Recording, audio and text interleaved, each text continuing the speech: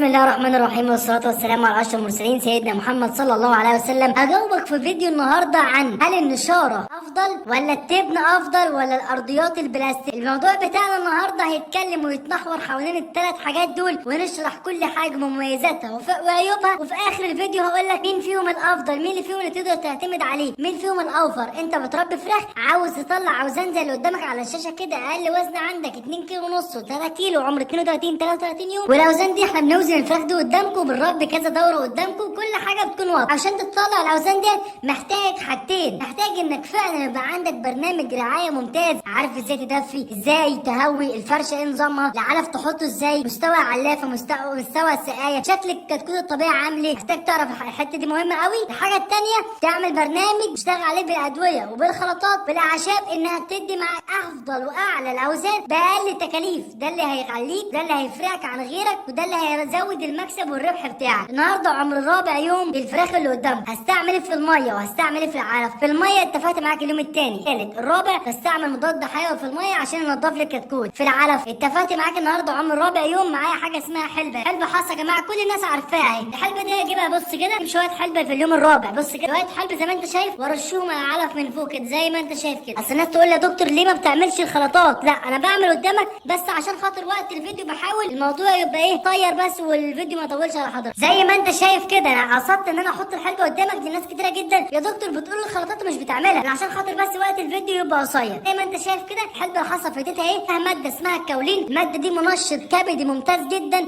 تنشط الجهاز الهضمي، تعلي كفاءته، هتحسن معاك الاوزان، لان الحلبه غنيه جدا بالبروتين، غنيه جدا بالفيتامينات اللي بتشغل جسم الفرخ. الفيتامين ده عباره عن الشراره اللي بتدور الفرخ بتاعك. الفرخ بتاعي عامل زي العربيه، الفيتامين ده عباره عن مفتاح العربيه، ده اللي هيشغل الدنيا كلها. عرفنا كده اليوم الرابع استعمل ايه في الميه واستعمل ايه في العلف. نيجي بقى للموضوع بتاع النشاره. نتكلم عن اول حاجه معايا وهي النشاره. النشاره يا جماعه في منها نوعين، في نشاره ناعمه ونشاره خشنه. النشاره الناعمه ديت سيئه جدا، محدش يستعمل نشاره ناعمه للفراخ، هتلاقيها زي البودره كده، دي ما تستعملهاش للفراخ خالص. ليه بقى؟ ليه النشاره الناعمه سيئه جدا؟ لانها يعني نسبه الرطوبه فيها بتزيد بسرعه قوي، قدرتها على امتصاص الميه والبراز اللي بينزل بتاع الفراخ اللي بقى فيه نسبه ميه قليله جدا، فبالتالي تعمل معاك ريحه، هتعمل معاك جلف، وهتفرق الفرشه تحسها مجلفه كده، فرشه مجلده كده، تحس الفرشه كده كلها حته واحده عامله جلد كده.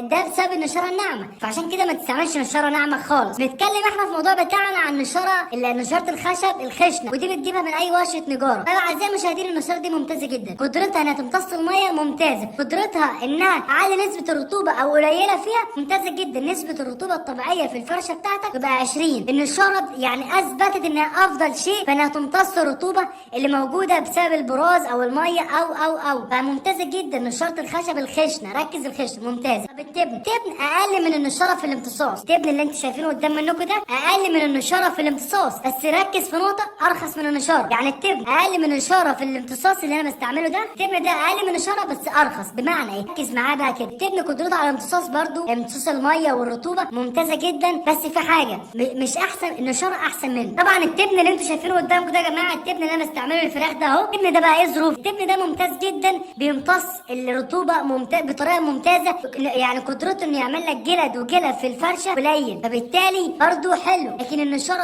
افضل منه، يعني النشاره قدرتها على الامتصاص وانها ما تعملش جلف احسن من التبن. بعد من النشاره على طول التبن. بعد من التبن في حاجه اسوأ، في حاجه اسمها ده تبن غله. ده تبن ايه؟ ده تبن قمح او تبن غله. في تبن اسمه تبن اللي هو بتاع الرز، ده سيء جدا جدا جدا، ما تستعملوش للفراخ خالص، زيه زي النشاره الناعمه. طب نيجي بقى للنقطه بتاعتنا الثالثه، ارضيات البلاستيك. انا بقنع بيها ما حدش يستعملها، بقول لكل الناس ما تستعملش ارضيات بلاستيك. ليه يا دكتور؟ ده انا بستعملها وممتازه وي.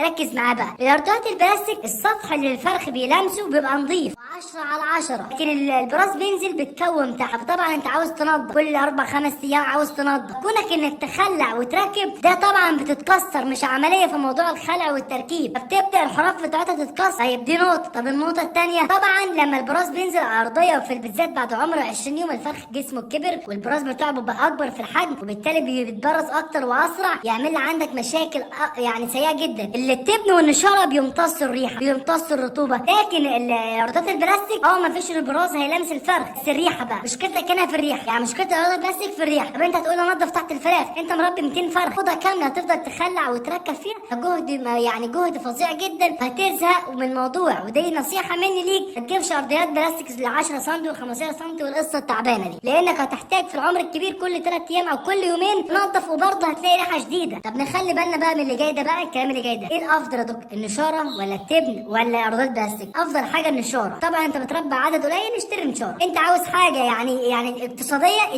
تبن القمح اللي هو قدامكم ده ممتاز جدا. طيب خلصنا من الشيء بتاعنا النهارده، ويا رب يكون قدرت افيدك بمعلومه جديده واجاوبك على سؤال، يعني ناس كتير جدا كانت بتسالني السؤال ده. اعزائي المشاهدين، عامل لك بقى عرض اسمه عرض المتابعه، بتابع فيه دوره الفراخ بتاعتك من عمر يوم لحد البيع. دكتور محمد عامل لك عرض اسمه عرض المتابعه، ده عباره عن ايه بقى يا جماعه؟ انت بتكلمني كل يومين بقول لك هنعمل كذا للفراخ، بعد هنعمل كذا، في مشكله في فراخ بتموت، في عندك نافع يا دكتور محمد، عندي فراخ بتموت ونافع، شكل الفراخ كده والبراز شكله كذا، الفرخه بتموت بالشكل الفلاني، ممكن تفتح بطن الفرخه وتصورها لي، اعمل ايه، اتصرف ازاي؟ هو ده عرض متابعه، وده بيكون بمقابل مادي بسيط جدا.